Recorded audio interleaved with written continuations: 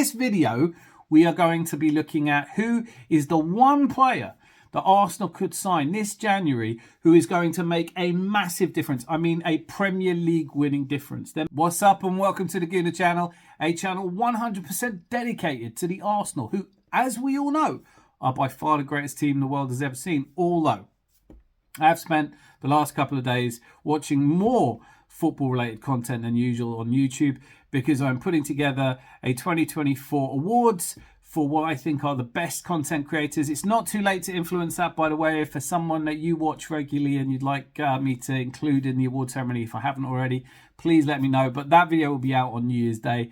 So I've spent quite a lot of time listening to other Arsenal fans, and you would be forgiven for thinking that we were in the throes of a crisis, that everything is desperately wrong.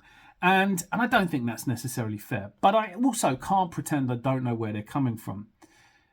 We did get 3 points in the game at home against Ipswich, but it wasn't exactly a convincing performance. It was incredibly dull. It was far from being what we'd hoped it would be, which is rejuvenating, lots of goals in front of a crowd. I found myself fidgeting and bored. And at a certain point in the proceedings, I thought, well, who can we throw on? And I want to say straight off, Arteta did pick exactly the team I wanted him to. So he put out all the players that I would have put out. I think both of us, I presume to know what Arteta's thinking, I think both of us would have hoped that we would looked a little bit better in front of goal than we did. One goal, it wasn't just the goal though. We were shot shy. And this has just highlighted the problem at Arsenal because we were playing all of our forwards. There was nobody on that bench. Our bench was full of left backs or left behinds or whatever you want to call them. The only player with any sort of creative spark was Ethan Nwaneri, and I don't necessarily think he would have been the one either. We were playing Jesus, Trossard, Havertz. We, of course, have to brace ourselves for the fact that we are without Bukayo Saka. It is unfortunate. That's how football goes. Maybe we've ridden our luck with Bukayo for a few years and our chickens are coming home to roost. Maybe this is just modern football. Maybe Arteta's to blame for everything. I don't know. We're not talking about that today, though. But what we are talking about is the fact that come this January transfer window, the common theme amongst Arsenal-related fan content is we need to go and strengthen. And nobody wants to hear that January is not the ideal time to do that. Nobody is interested in the practicalities of getting deals over the line for players who might already have cup-tied themselves in European competitions, may not want to leave in January because they have hopes that they might win the league in their own clubs. So accepting that we do need to go out and we have to bring someone in January if we are going to have any hope of winning the title, what is it that we're missing? The game against Ipswich makes it patently obvious. We have players in our team who can score, obviously. We don't have a 20-goal a season proven goal scorer. At least it doesn't look like we do. And I think I know exactly why. And the reason is that we don't have players in our team that like to take shots. The reason that watching us at times can be so incredibly tedious because we don't have that type of player at the moment who, when he gets the ball, has one thing in his mind, and that is taking a shot. I think no one could have put it better than Ian Wright, of course, a total legend at Arsenal. In his autobiography, he said he saw his job as not scoring goals, but of taking shots. And that's the key issue. It's obvious, isn't it? You don't score unless you shoot. But in our team, most of the players, when they get the ball, are faced with a decision. Do I pass to someone in a slightly better position or do I take a shot?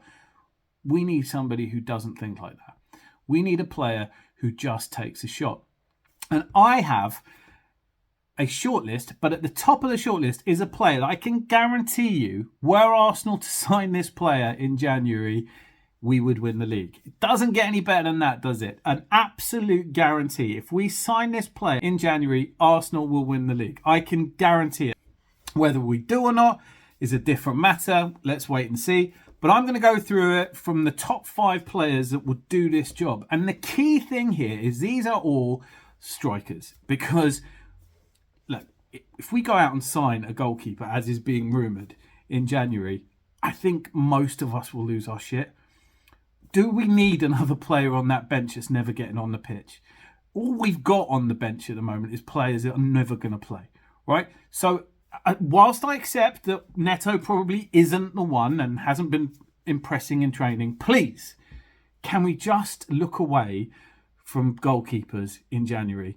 And if we sign another left back, it's just going to be a fetish at this point. It's just ridiculous. It's just going to get to the point where we already have 7 recognised players who can play as left back. And I don't think we need that many. Midfield, I think we're covered. Across the back 4, I think we're covered. Ben White will come back eventually. We probably don't have enough creativity in that midfield, but we do have players that can go. And just briefly, to cover off any reports that you might have read, that Fabio Vieira is being considered to come back and fill a gap. He's not. He's staying at Porto. He's not in the squad at the moment because he turned up late, so he has attitudinal problems. Hasn't really worked for him. And look, I'm not trying to dig anyone out here, but Fabio Vieira comes back in January, and if we don't sign anyone else, it's going to be a disaster. We don't want a disaster. I have my own feelings that we may not sign the player we need to, but that's not what this video is about. This video is about who can we go and sign that improves us. That's what January windows, that's what all transfer windows are about. And at the moment, there is such a glaring and obvious gap in our squad that these 5 players would make a difference. And as I said, one of them for sure, maybe more, but one of them for sure wins us the Premier League. So maybe let's pull out all the stops. Interestingly, I did see on Forever Arsenal, a podcast I'm considering for an award, they were talking about how, particularly Turkish was talking about, you've got to go out this January and get me a victor. Osimhen, Gyokeres, I don't care, but you've got to get me a victor. In the same podcast, they were talking about how 15 quid for a hot dog is quite a lot of money, which I just thought was amusing because on the one hand, saying, I don't care what Stan Kroenke spends on a player, just get him in. And on the other hand, you're not prepared to spend 15 quid on a hot dog. And I'm not trying to be facetious here, but there is a point at which you say, look, is that too much for a player?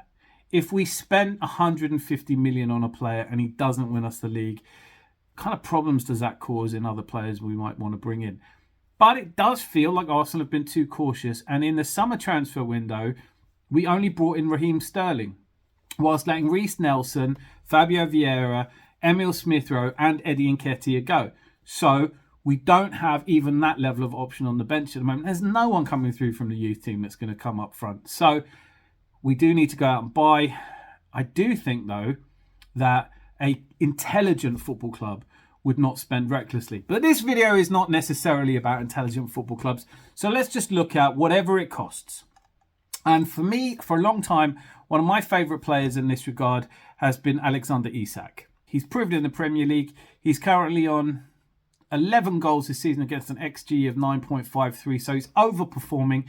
Scored 20 goals in the Premier League before, is proven, and I think actually would want to leave. The key issue here is that apparently Newcastle want £150 million for him. And that's a lot of money. If we were to go and spend 150 million on Alexander Isak, I don't think he'd be a flop, but I'm not convinced that it would definitely win us the Premier League either. And you have to wonder what that would mean for other transfers, who we would have to sell, what it would mean for profit sustainability, and all that boring stuff that no one wants to think about. But let me know in the comments. Does spending the 150 million that apparently would get Alexander Isak across the line, is that good value for money? Is he even the player that you want? Because he's not everybody's cup of tea. For me, there is a lot to love about him. He takes 3.1 shots a game. And this is the metric that we're going to be looking at. Because in our team, the best that you can hope for is Kai Havertz. Takes 2.3 shots per game. Everybody else in our squad is less than 1 shot per game. And that's why they're not prolific. Because if you don't shoot, you can't score. So I'm saying, whilst they're all great forwards and they play well and I love watching them, I just want a player who's going to have a shot. Alexander Isak is not necessarily in the top 5 of the people I'm going to be looking at. So even though I rate him really highly, he doesn't necessarily on his own fix that problem with 1.4 shots on target per goal. The other big metric I'm looking at is how many big chances they miss. Now, I know it seems silly to judge a player on the big chances they miss, but players who miss lots of chances tend to score lots of goals because, as Ian Wright says, job is not scoring goals, it's taking shots. Being the front man, the clutch player, the player that other players can depend on when they're looking for someone to give it to. And we don't have that right now. So So that's what we're looking to bring in. According to CIES, the Football Observatory, which is a brilliant site which seeks to define the actual value of a footballer, what it calls a fair price index. Alexander Isak is on there at a top value of around 91. So if we did pay 150 million for Alexander Isak, it would be about 60 million over what would be deemed as a fair price. It'd be very hard to recoup that money. You would need him to make some substantial difference. It's interesting as well, looking at a lot of the news stories that I'm reading at the moment are talking about how we replace Bukayo Saka. I think the Football Observatory is another really good way of showing why you can't replace Bukayo Saka. Bukayo Saka, in their entire list of players, which is exhaustive and extensive, there are only 4 players in world football that have a higher fair price value than Bukayo Saka. One of them is Jude Bellingham, obviously not a winger. The other is Erling Haaland, who is a very good striker, would fit in brilliantly in our model, but we're not signing Erling Haaland. I think we all know that. The other one is Lamine Yamal. So unless you're prepared to go and get Lamine Yamal, the truth is there is not a way of replacing Bukayo Saka. We're not going to do that. But we probably do need someone who can come and at least play on that right side as well. Ignore all that, though. I'm looking just at strikers in this. But for me, Alexander Isak is not exactly the right player for what we need in this January transfer window. And as much as I love him for his versatility across the front three and his goal scoring, I'm discounting Alexander Isak. The next one on the list, though, we've got to talk about it, is Victor Osimhen. Currently at Galatasaray, has a buyout clause. Victor Osimhen takes 4.6 shots every single game, of which 1.9 are on target. That's 41%. He's scored 9 goals this season, which is not great. He's playing in Turkey, but he's been consistently good at taking shots and taking chances. He's a clutch player. He often only needs one shot. Often only needs one touch to have a shot on goal. So he would be exactly the kind of player. How much it would cost to get him and the salary? Well, less than Alexander Isak, with arguably better fit for what we need right now. So I'm saying Victor Osimhen is a very serious opportunity we have to look at. I'm sure I'm not the only one who's a little bit worried about his temperament, whether he'd fit in and if he would hit the ground running in the Premier League. He has had injuries as well. So even with those injuries, he does score a lot of goals. But is that a worry to you? Let me know in the comments.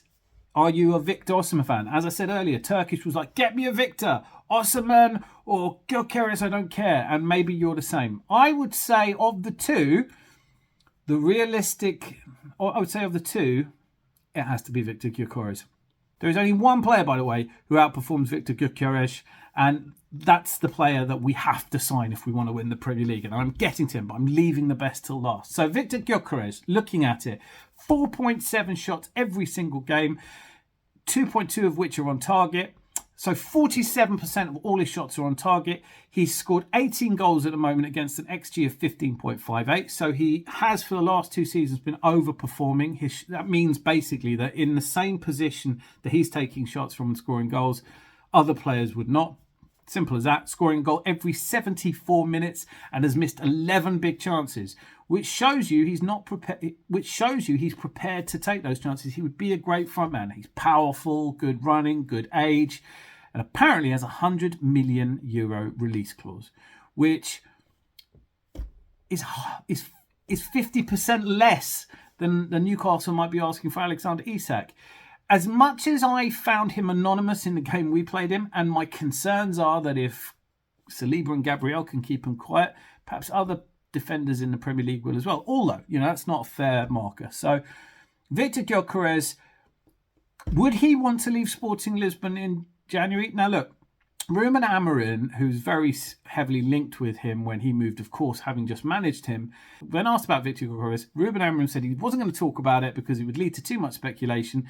But in his opinion, there's no way Gyokeres is leaving Sporting in January. He's going to stay until summer and then he's going to move. Obviously, release clauses are release clauses. They could be triggered.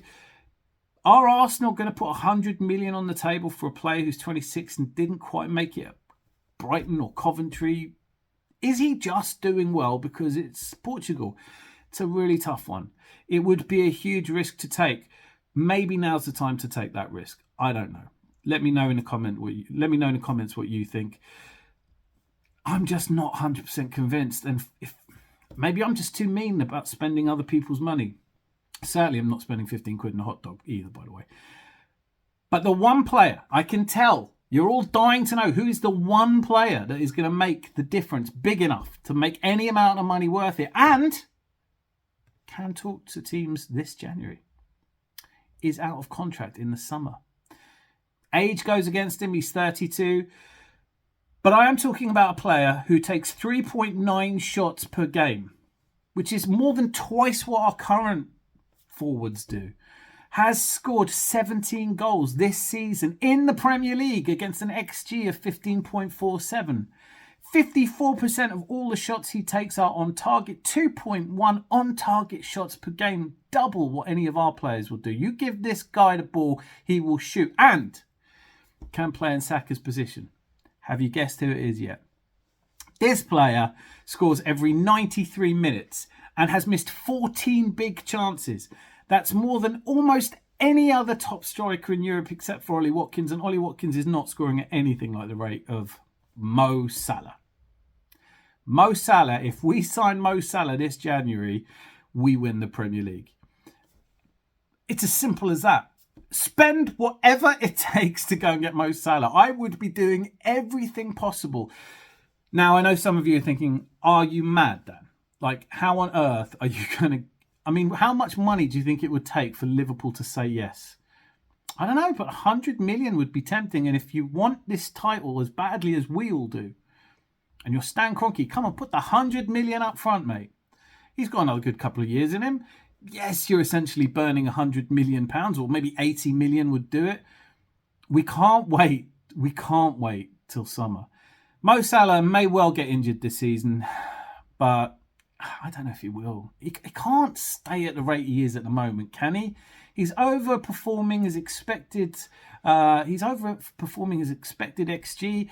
His goal contributions, massive. He's also an assist king. He's something like 70+% of all of Liverpool's goals go through him. So at least, even if you didn't play him, at least on that basis, you dry up 70% of Liverpool's goals. That's got to give us a better chance of catching them in the Premier League. Not trying to be facetious. I am saying that if you look around Europe, there are some players we're linked with who, Marmoush today, Eintracht Frankfurt, he's good, but could he be a flash in a pan? There's Serhou Guirassy, who last season everyone was talking about, and this season isn't doing that well. There's a huge risk of spending a lot of money on a striker because you just don't know. But in any case, if Arsenal are deadly serious about winning the Premier League, maybe we do go and tap up Mo Salah. So we'll give you a contract right now. Have whatever you want. I don't really think Mo Salah would cup tie himself in the Champions League. I don't really think he would risk upsetting Liverpool fans who worship him at the moment to come and join us. And he has said, well, the last thing he said was that he was further away from signing a contract. Now, there is something weird is going on at Liverpool, given how important Mo Salah is, in that they haven't offered him a new contract. It was supposed to be something they were doing on Christmas Day. It still hasn't happened. After the game yesterday, when asked, he said it's still no closer. He can start talking to teams in January. I don't understand why they don't just offer him whatever he wants for the next 2 years, because he's that important to them. Perhaps it is the Aubameyang effect that they're worried about. They give him what he wants and he doesn't play well. I don't know. It's kind of ridiculous. If Mo Salah continues to play at the rate that he is, it's really hard to see Liverpool dropping away. And that is heartbreaking, because I think we all felt like if Man City had a massive drop-off, which I think was inevitable after year after year, relentless hard work that Pep Guardiola has driven out of that team, that they are falling apart. There's a video coming on that later the week, so click subscribe if you haven't yet to make sure you're updated every time I drop one of these videos, and hopefully you've enjoyed this one, and if you have, then do click a like. But the reality is Alexander Isak is probably too expensive. Victor Gyokeres is probably gettable, but might not want to leave Sporting because he's in the Champions League. Looking around the rest of Europe, Victor Osimhen becomes a realistic opportunity for us. Erling Haaland? Maybe he's the other one. But what we're looking for at Arsenal is a person who will take shots, not necessarily score goals, just take shots. And if we can't go out and get one in January, then somebody has to have a word with one of these players. Gabby Jesus or Kai Havertz, when you get the ball, stop looking for passes and have a bloody shot, because 1-0 against Ipswich is the beginning of our problem. We've got to go away to Brentford and Brighton, and we have got to be better than we've been. We all know it. And we are without Bukayo Saka, whether we like it or not, and he cannot be replaced, as I think I've already demonstrated. So, let me know in the comments your thoughts. But for me, it's go and get Mo Salah. Anyway, till I see you again, be lucky and lots of love.